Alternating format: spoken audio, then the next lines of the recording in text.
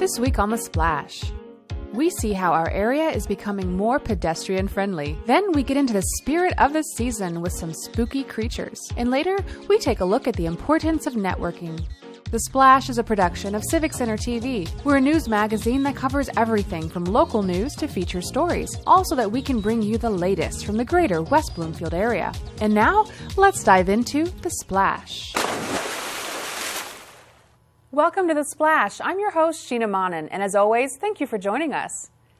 When it comes to accommodating both pedestrians and vehicles in the same area, the balance can be hard to find. Reporter Samana Sheikh has the details. Hi everyone, this is Samana Sheikh reporting for The Splash. Welcome back to another Splash Traffic Update. This week, we're going to talk about sidewalks. The pedestrian sidewalks will be within the road right-of-way. They'll probably be anywhere from 15 to 20 feet off the back of curb on the west side and on the east side. So they'll be in a safe location so pedestrians don't feel that they're walking immediately adjacent to traffic. There'll be some buffering and separation through some landscaping that each of the commercial businesses will be doing, but there'll also be a green belt, if you will, between the two. The sidewalk installation is supposed to help make residents' lives easier by helping them with navigating around West Bloomfield. It's like such a busy road, a lot of people, a lot of cars. It's kind of fun to go walk there with my dog here and there. But, because there was no sidewalks before, it kind of would be annoying and obviously dangerous.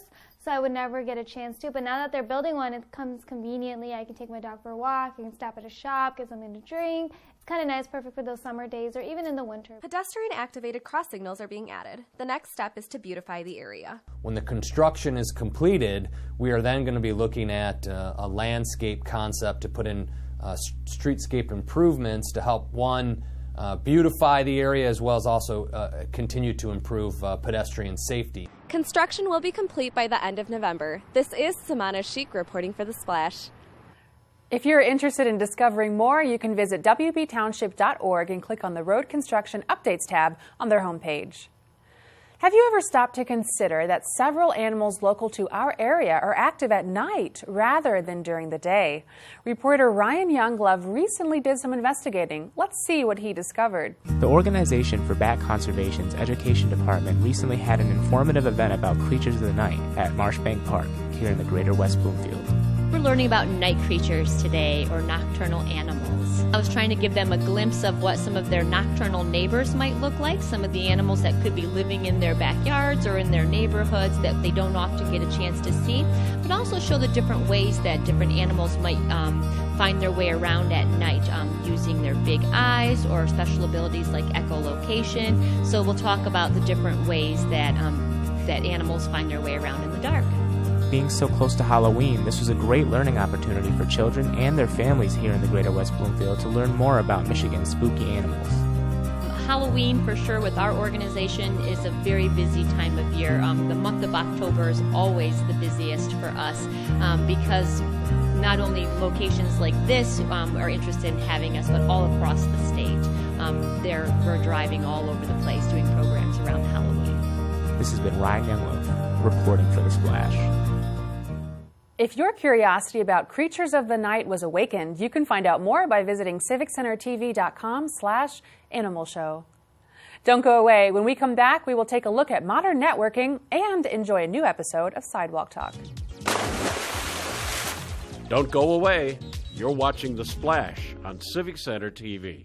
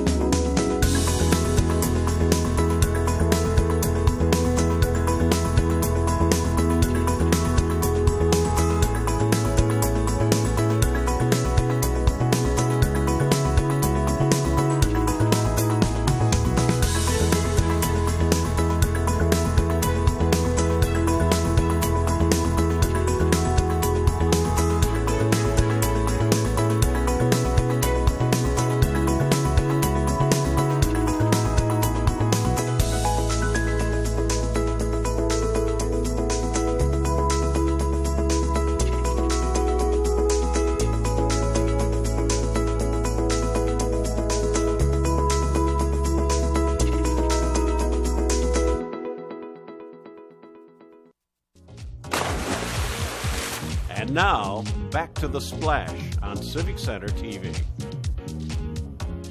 Welcome back to The Splash. I'm your host, Sheena Monnin. Last week was truly an unprecedented week here in Greater West Bloomfield. On October 23rd, West Bloomfield's very own Orchard Lake Middle School was visited by the First Lady Melania Trump and the United States Secretary of Education Betsy DeVos. Trump and DeVos came to West Bloomfield to spread the messages of kindness and inclusion and to warn local children about the lasting effects of bullying. The First Lady and Secretary spoke in large groups and one-on-one with students, spreading life lessons that will help the students grow into outstanding young adults. It truly was a once-in-a-lifetime experience for the children of West Bloomfield. We also experienced a water main break and boil water advisory in Greater West Bloomfield last week. Here at Civic Center TV, we take the safety of our residents very seriously. Over the course of the entire boil water advisory, CCTV and 89.3 WBLD, the all-new Lakes FM, worked diligently to stay on top of the situation and keep you informed of ways you and your family could stay safe. When Greater West Bloomfield had information it needed to know, we were there to provide it swiftly and accurately. Our top priority has always been keeping you informed about your hometown because we are television that's close to home. Supporting local and national businesses was made easier with a luncheon that allowed networkers of all skill levels to mix and mingle. I stopped by to see some of the action. The annual Chamber of Commerce Leadership Luncheon recently took place, bringing small and large businesses together for a chance to network and learn. Well, the event's held every year, and it's always a great time to come out. It's a leadership conference, so it gives all of us an opportunity to meet people from different fields. So on behalf of West Bloomfield School District and West Bloomfield High School, it gives me the opportunity to meet with business partners or potential business partners and share what's going on in the school district and at the high school. This year is our most successful year, so it puts the pressure on me to make it even better next year. With so much work being done remotely, it's important to know that local leaders in our business community still consider networking to be essential. I think networking is always critical because it makes it so much easier to get your job done. The simple fact that you can make a phone call to somebody that you already have a relationship with, there's trust there, there's a feeling of comfort that you have, and things just go so much more smoothly when that happens. We tell the students all the time it's incredibly important because so many people have different things to offer and so many different things you can learn from people when you meet them, especially when you live in a world where we're interconnected through technology, that these face-to-face meetings are really important and it's time well spent. Reputation is involved in networking too, so delivering on what you promise. The more of a personal relationship you can have intertwined with a business relationship, it really strengthens referral networking. Whether you are a small business or a large organization, it's events like the Leadership Luncheon that bring us all together to support one another. That's one of the things I love about West Bloomfield. There's so many small, locally owned businesses, and it just gives it such character compared to, a lot of other cities in our area. So it's so important to partner with them and help them spread the word. They might not have, giant marketing budgets and stuff like that. So it's nice to partner with those types of businesses to really help them in any way we can. One of the great things about our chamber is that we really try to bring great leaders into our business community so that hopefully they're inspired, plus maybe they make some great connections as well. There was something for everyone at the Chamber of Commerce Leadership Luncheon. If you are interested in supporting our community's many fine businesses, you can visit civiccentertv.com/leadershipluncheon. Have you ever wondered what other people want to dress up as for Halloween? We sent Samana Chic out on the streets to see what your thoughts are when it comes to costumes for Halloween.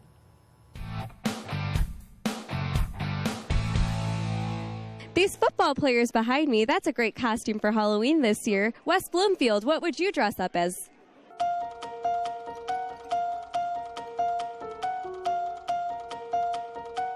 Hermione. Why would you be Hermione? Because my son wants to be Harry Potter. Well, I've always wanted to do this, and I've never done it because I don't typically get dressed up for Halloween, but I was going to put my arm in a sling and carry a gun. And what would the significance be? Well, of course, I'd be a one-armed bandit. I'll probably be a queen. Because you are a queen. Yes, thank you. I sure am. This year, I'll probably go as a scarecrow. Why a scarecrow? Because I have a rotating group of costumes I've worn ever since my daughter was this big. I think I'll dress up as Dave Forsyth. Who's Dave Forsyth? There he is. Yeah. So how do you know Dave? Oh, Dave likes to pretend he knows about softball. That's awesome. The first thing that came to mind is a cowboy. I don't know. I feel like that's just a basic thing to... That is exactly what I was about to say. It's a basic thing. Yeah. Just the easiest thing. I don't know. A school teacher. Ooh, that's a nice one. Why? Because it's easy. Easy. Low maintenance. Not a lot to do, but I would probably be a school teacher. If you dress up for Halloween this year, what will your costume be? A peacock because they're pretty. Ooh, I like that. That's very unique. Thank you. I don't dress up. Not at all? I'm going to be a bunny. What kind of bunny? Like a white bunny. I don't usually dress up for Halloween, but if I did dress up, I guess it would be maybe a clown. A clown? That's pretty scary, especially with the It movie out this year. No, because my kid just saw it yesterday. That's why. So you just want to scare your kids? Yeah. Yes. I don't know. Last year, my husband and I dressed up as Flo from Progressive and Jake from State Farm for a Halloween party, so I'd probably do that again. That's hilarious. I love Flo. She's very progressive. Some amazing answers there, West Bloomfield. Join us again next week for another episode of Sidewalk Talk. If you'd like to see some of our other fun and interesting questions on the show, you can do so anytime and anywhere by visiting our website at civiccentertv.com/sidewalk talk. And now it's time for our Civic Center event update, where we provide you with all the latest that's happening around Greater West Bloomfield. And if you'd like to stay up to date on all of the following current events yourself, you can visit civiccentertv.com/events. Let's get started.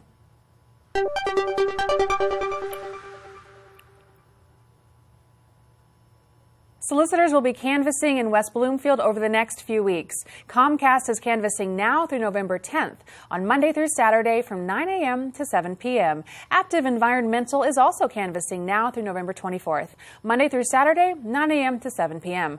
Please be advised that these solicitors are approved to be canvassing in the area. For more information, please contact the West Bloomfield Clerk's Office at 248-451-4848. On November 1st from 10 to 10:30 a.m. and again from 11 until 11:30 a.m., join in on the fun at the West Bloomfield Public Library for Tot Spot, a win-win event for both parents and their children. Watch as your child learns to develop a love for reading through an interactive story time.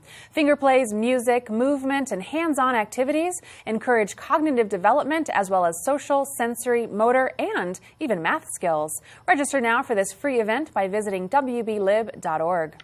On November 1st from 10 a.m. until noon at the West Bloomfield Public Library, you can improve your skills with the English language at Let's Talk, an English language discussion group. This event is open to anyone currently learning English or who wants to become more proficient with the language. There will be a discussion group led by volunteer tutors who will facilitate the conversation and attend to each person's learning needs. You can come for all or just part of the session. This learning session is free. For more information, visit wblib.org. The Rotary Club of West Bloomfield presents musical improv with Cliff Monier on November 2nd from 5:30 p.m. to 8 p.m. at the Steinway Piano Gallery off of Maple Road. Join in on a great evening of appetizers, wine, a silent auction, and musical improv. All proceeds benefit the Orphan Medical Network International, a 501c3 organization whose work in Zambia provides healthcare, new school construction, and education to orphans and vulnerable children. Tickets are $50 per person. On November 2nd from 7 p.m. until 8:30 p.m., take advantage of a free training session called Physical Therapy Yoga, Balance Postures, and Fall Prevention. This event is taking place at Letterman Kortowitz Orthopedics. You will benefit from learning how to prevent injury and find strength in various breathing techniques, correct posture, stretches, and more. You will need to wear comfortable clothing to this event, and a yoga mat is preferred but not required. To register, call 248-669-6375. If you would like your infant to get a head start on learning, then stop by the West Bloomfield Public Library on November 3rd from 10 a.m. until 10:30 a.m. for a free playtime session with your infant. Registration is required and the event is for infants birth to 12 months old. Come stimulate your baby's brain development through movement, rhymes, finger plays, puppets, books, and creative activities. This is an interactive program designed to build positive communication between baby and caregiver. To register, call the West Bloomfield Library Youth Programs at 248-232-2250. The West Bloomfield High School Theater is presenting the play Our Town from November 2nd until November 4th at the West Bloomfield High School Theater. The show will be held at 7 p.m. on November 2nd and at 7:30 p.m. on November 3rd and 4th. You will need to purchase tickets to secure your spot for this talented group of local actors and behind-the-scenes budding experts. For more information, visit wbsd.org. The next installment of an ongoing adult skill building class on the topic of addiction is being held in the Henry Ford Maple Grove Center on November 7th from 6 to 7:30 p.m. at Henry Ford West Bloomfield Hospital. Come learn about how you can spot the signs of addiction in family members and what you can do to help them. This is a free program and no registration is required to attend the event. For more information, call Lisa Kaplan at 248-661-6170. On November 11th, Temple Sheer Shalom is hosting a community business expo from 1 p.m. until 5 p.m. at the Corners off of Walnut Lake Road. If you are looking for a local expert in a variety of industries, then this is the place for you. Representatives in finance, travel, health and fitness, hardware, painting, law, media, autos, and more will be on hand so you can connect a face with the services offered. For more information, call 248-885-0412. That concludes this week's events. However, if you're looking to find even more events going on in your neighborhood, then be sure to follow us at civiccentertv.com/events and look up our events calendar, or watch us here for more information on everything going on in the greater West Bloomfield area.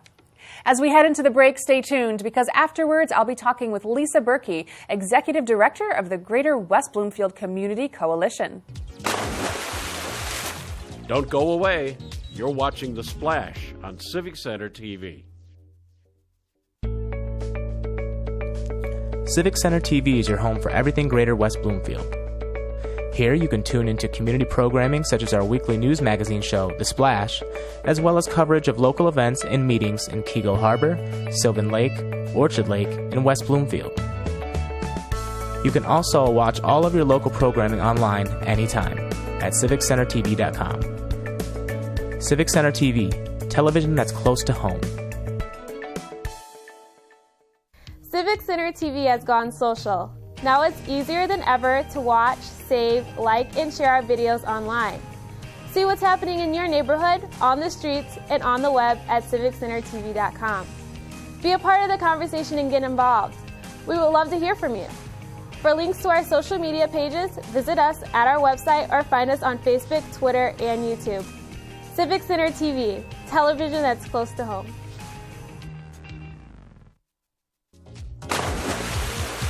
And now, back to The Splash on Civic Center TV.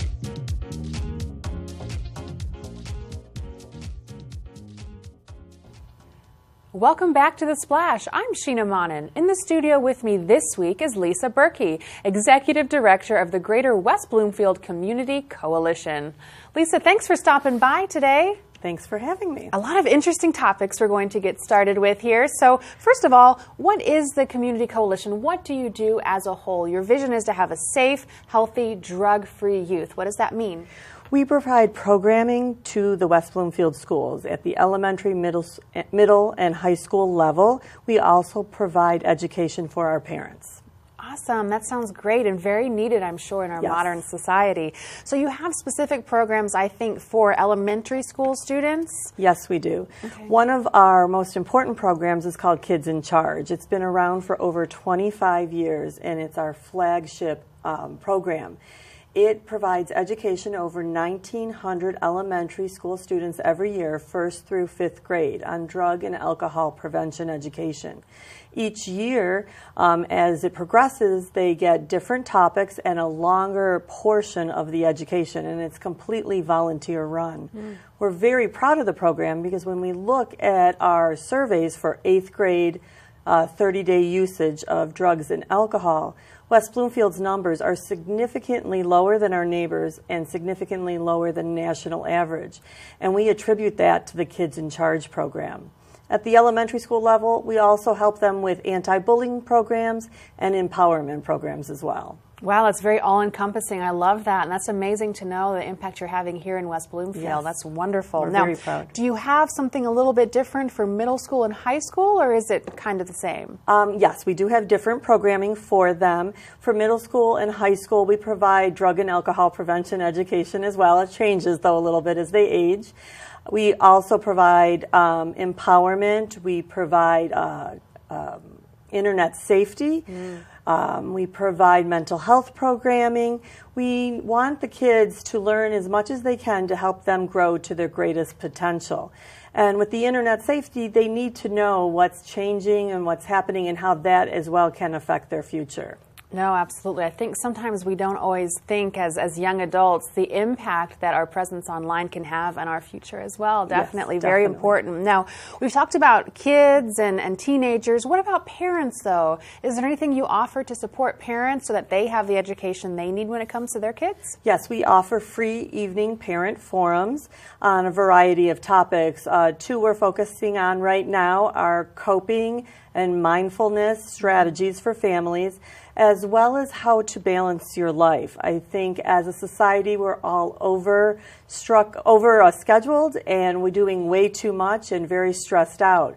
So if we can help parents and then have parents help the students, their kids, learn how to balance their lives, and then also how to use proper coping mechanisms. Most definitely. I would imagine the support from parents is very, very important when it comes to raising those strong kids that you talked about, for sure. Now, specifically to West Bloomfield, how has the coalition helped our community to lower some of those statistics? I know you mentioned one earlier. Are there other ways, other statistics out there that we are doing very well in? Yes. We survey our 8th, 10th, and 12th grade students every other year. We survey them on tobacco, alcohol, prescription drugs, and marijuana usage, and we ask them a variety of questions. And in all areas, West Bloomfield is significantly less than national averages. So we're very, very proud of that. So it just goes to show that prevention education is very powerful. Yes, I agree. Oh, wow, for sure. Now, when it comes to parents, maybe parents watching this and they're thinking, what are some signs I can look for and when it comes to my kids? I know you guys teach a lot about prevention, but just a quick tip for parents.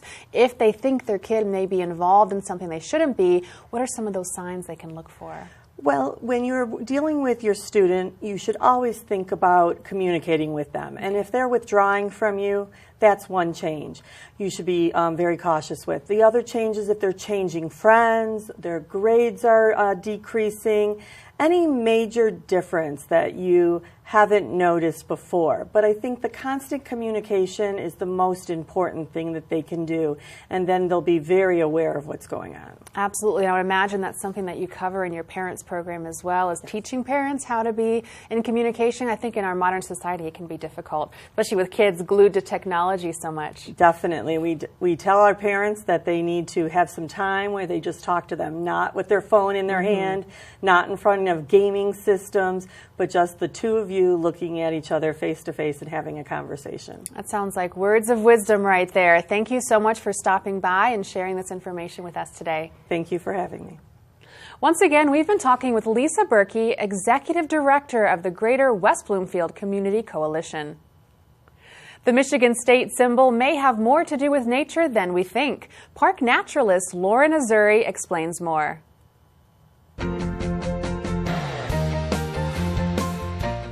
Hello and welcome to Minute with Nature. I'm your host, Lauren Azuri, the Park Naturalist for West Bloomfield Parks. And today we're here inside our nature room talking about the state symbols of Michigan. Lots of state symbols were established early in the 1900s, and one of those was our state bird, the robin. It's a very common bird here in the state of Michigan and can be easily seen and watched. They're a fun bird to watch because they do eat lots of worms, and they can eat up to 14 feet of worms in a day. That's a lot of worms for one little bird.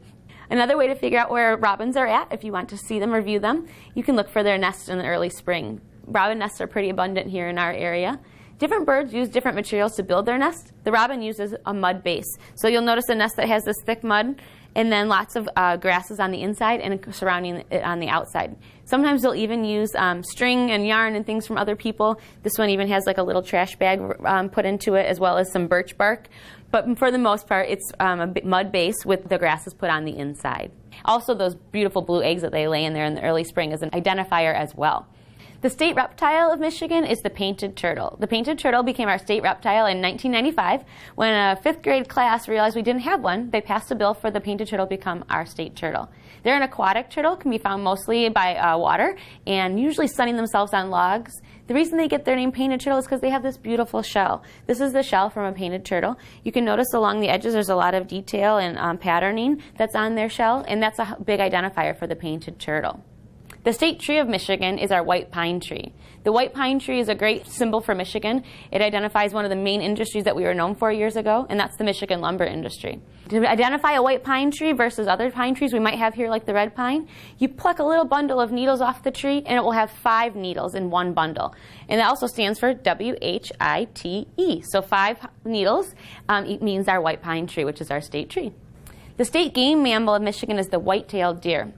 The white-tailed deer became our state game mammal in 1997, and that was decided by a 4th grade class. They found out that there was a white-tailed deer in every county in Michigan, and that's why it makes a great symbol to be represented here in Michigan. We have lots of white-tailed deer, and they stay here all season long. So you can see them in the spring, summer, winter, and fall. There are lots of other state symbols of Michigan. We have a state fossil as well as a state wildflower, but we don't have a state insect. We're one of only 3 states in the whole United States that do not have a state insect. But right now, a resident of Keego Harbor, someone here in the greater West Bloomfield area, is trying to get a bill passed for the monarch butterfly to become our state insect. So stay tuned, because hopefully soon Michigan will have a new state insect. And that's your Minute with Nature.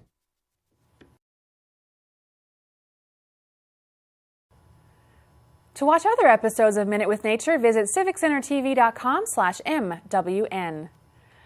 We now move on to our final segment on The Splash called Person of the Week, where we recognize those within the community who are either inspiring or providing toward others. This week's recipient is Pat Ostrowski, active member of 4-star military family.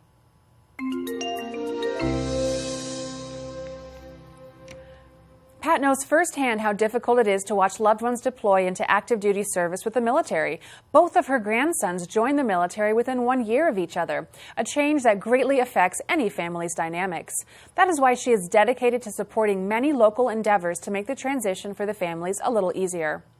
Whether she is fundraising to support families financially or leading individuals to the organization where they can receive support, empathy, and guidance, Pat is involved because it is her way of giving back to families who have served our country. Focusing particularly on mothers as well as young children, Pat finds time to not only assist them in finding a mentor or buddy, but also attends meetings and organizes with others to create events that benefit everyone who find themselves in that situation. Loss can be devastating, but Pat has determined to be there for people who need help, no matter what their family's unique needs may be. And that is why Pat Ostrowski is our Person of the Week. If you know someone who is providing a service to their community, then let us know by sending an email to thesplash@civiccentertv.com. We want to congratulate those who are making a difference in our area, and we appreciate all of your suggestions. And that's going to do it for us this week, but remember, you can watch new episodes of The Splash every Monday or throughout the week for replays. You can also watch every episode online at civiccentertv.com. Don't forget to follow us on Facebook under Civic Center TV 15, YouTube at Civic Center TV 15, and on Twitter at Civic Center TV for more information. For all our friends in Sylvan Lake, Orchard Lake, Keego Harbor, and West Bloomfield, I'm Sheena Monnin. Thank you for watching The Splash.